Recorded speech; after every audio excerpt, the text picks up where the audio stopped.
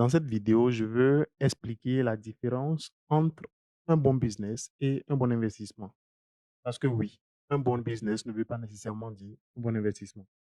Alors, je fais cette vidéo parce que j'ai suivi une discussion dans le groupe WhatsApp et il s'agissait de la croissance de l'entreprise Aura Group.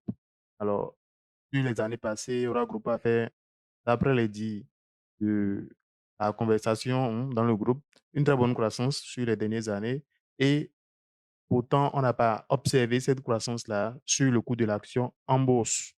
Donc, ça dit que la BRVM n'est pas efficiente et qu'elle ne reflète pas les performances mm, fondamentales des entreprises sur la bourse. There's a friend of mine, Guy Spear.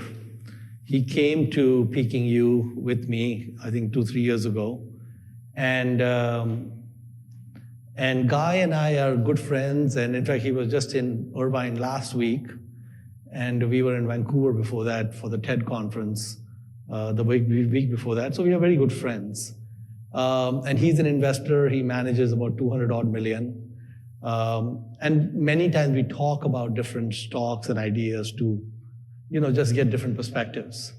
So Guy loves to own these great businesses that have very strong moats and they are blue chip, really good businesses, okay?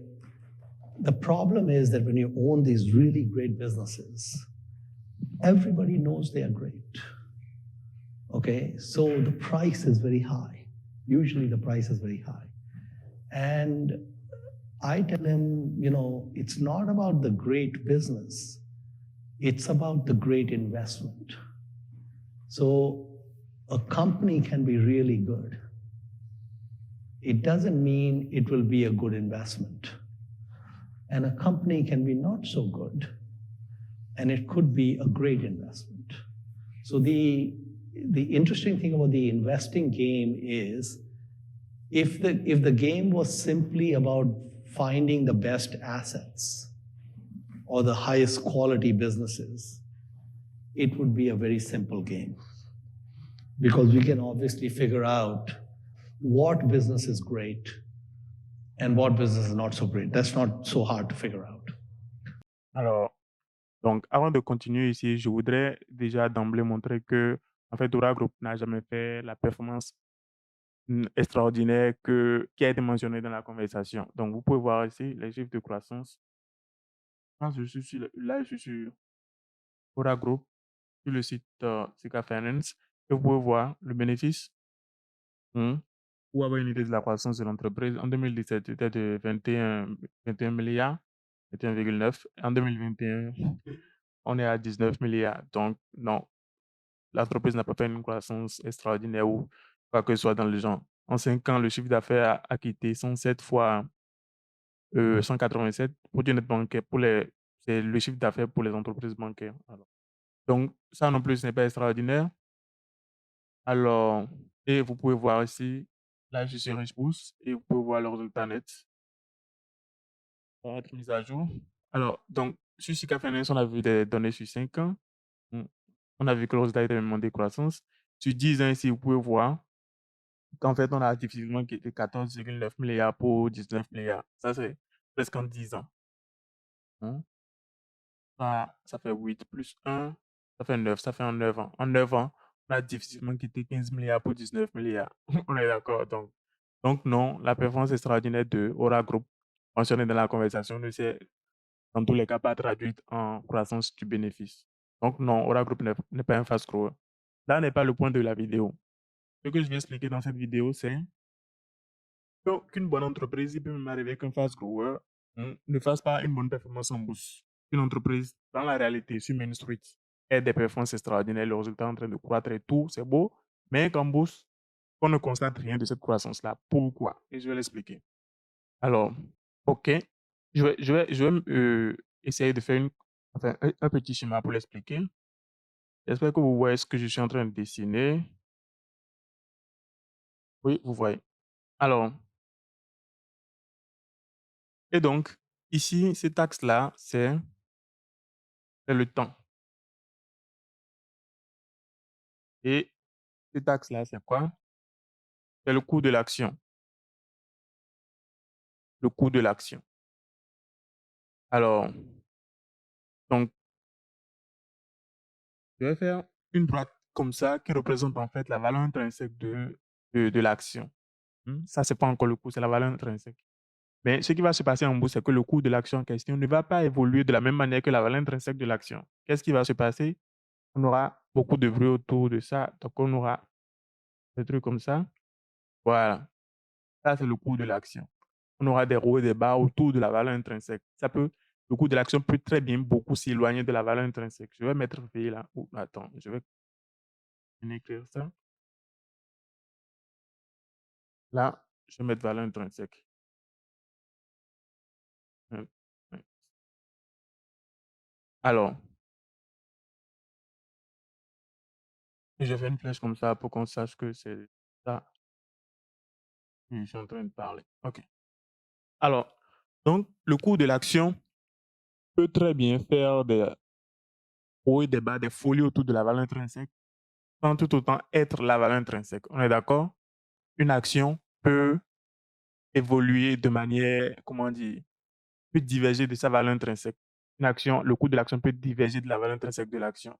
Alors, ce que je vais expliquer en faisant ce schéma-là, en fait, c'est ce qui fait la différence entre un bon business et un bon investissement, c'est à quel prix vous achetez l'action. C'est ça qui détermine tout. Si vous achetez l'action au juste prix, vous n'avez pas fait un si bon deal que ça. Dans le cas des fast growers, vous allez faire un bon deal, mais vous aurez pu faire un meilleur deal en fait. Donc, je veux dire, si vous achetez l'action ici, le cours, vous l'achetez là, et que l'action ne continue pas à croître, ça c'est la valeur intrinsèque qui est en train de croître. Sur le long terme, le coût de l'action va matcher, va rencontrer la valeur intrinsèque, hein, et ne va plus évoluer de manière, comment dire, ne va plus tellement s'éloigner de la valeur intrinsèque. C'est pour ça que le marché est efficient. Ça, c'est la théorie de l'efficience du marché.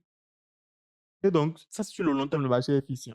Donc, si sur le court terme, ici, là où nous sommes maintenant, vous achetez ça au juste prix, vous allez faire la performance que vous allez faire, c'est la performance de l'entreprise.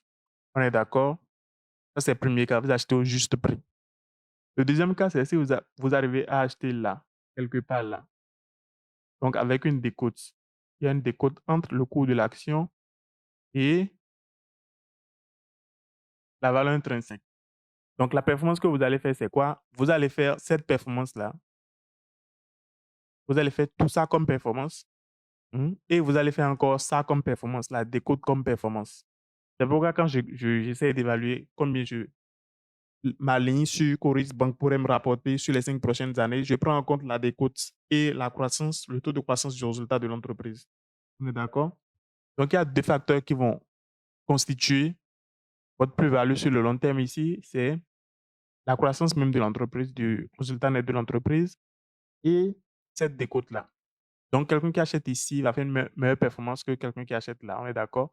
Parce que quelqu'un qui achète ici, sa performance réelle, ce sera de là à là. On est d'accord? Sa courbe, elle est comme ça.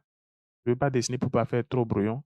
Là. Alors que quelqu'un qui achète là, sa courbe, elle est juste là. On est d'accord que cette courbe a plus de pente que celle-là.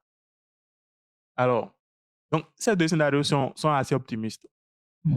Alors, la chose la plus idiote à faire, c'est d'acheter là. On est d'accord? Et c'est pour ça que enfin, la clé de cette vidéo, c'est ce que je voulais dire dans cette vidéo. C'est si vous achetez là, vous avez acheté avec ce qu'en anglais on appelle un premium. Vous avez acheté avec un premium.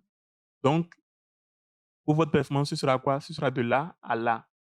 Autrement dit, vous allez peut-être même devoir attendre plusieurs années. Vous voyez ça? Hein?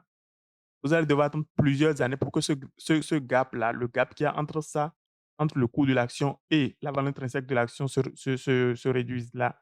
Donc, c'est quelque part ici, dans le temps, ici, en fait, que la valeur intrinsèque va rattraper le coût auquel vous avez payé. Donc, durant toute cette période-là, vous vous êtes fait 0 francs CFA, pas d'argent. On est d'accord? Pourtant, l'entreprise est en pleine croissance. Vous pouvez voir depuis cette période-là, depuis ici, de là jusqu'à là, l'entreprise croissait, le résultat net croissait, l'entreprise distribuait des dividendes et tout. Mais vous, en bourse, voilà le coût de l'action, vous Sur toute cette période-là, vous n'aurez pas gagné grand-chose. Parce qu'en fait, il y aura une correction. C'est ce qu'on appelle une correction, justement. Il y aura une correction et c'est loin, loin dans le temps que le coût auquel vous avez acheté l'action sera justifié, en fait. Donc, pas de gain pour vous. Donc, en fait, c'est la différence entre un bon business et un bon investissement. C'est à quel prix vous achetez. Si vous achetez trop cher, vous allez attendre longtemps avant que le prix auquel vous avez acheté soit justifié. Auquel, et donc, vous êtes en train de perdre de l'argent littéralement parce que, à cause du coût de l'opportunité, parce que vous aurez pu mettre cet argent, ce capital dans une autre action et générer davantage de plus-value. Ça, c'est un premier cas. L'autre cas, c'est que vous payez au prix juste. Ça, ce n'est pas un si bon deal parce que vous aurez pu avoir un meilleur deal. Et le troisième cas, c'est le meilleur deal, c'est vous acheter avec une décote là. Et donc, votre plus-value sur le long terme aura deux composantes. Ça, la décote, que Warren Buffett appelle margin of safety, et ça, le taux de croissance de l'entreprise lui-même, elle-même, excusez-moi. Donc voilà, voilà ce que je voulais partager avec vous. Dites-moi si j'ai été suffisamment clair parce que le chemin est quand même un peu touffu. Si vous n'avez, il y a des éléments que vous n'avez pas compris, n'hésitez pas à mettre des questions en commentaire. Ciao.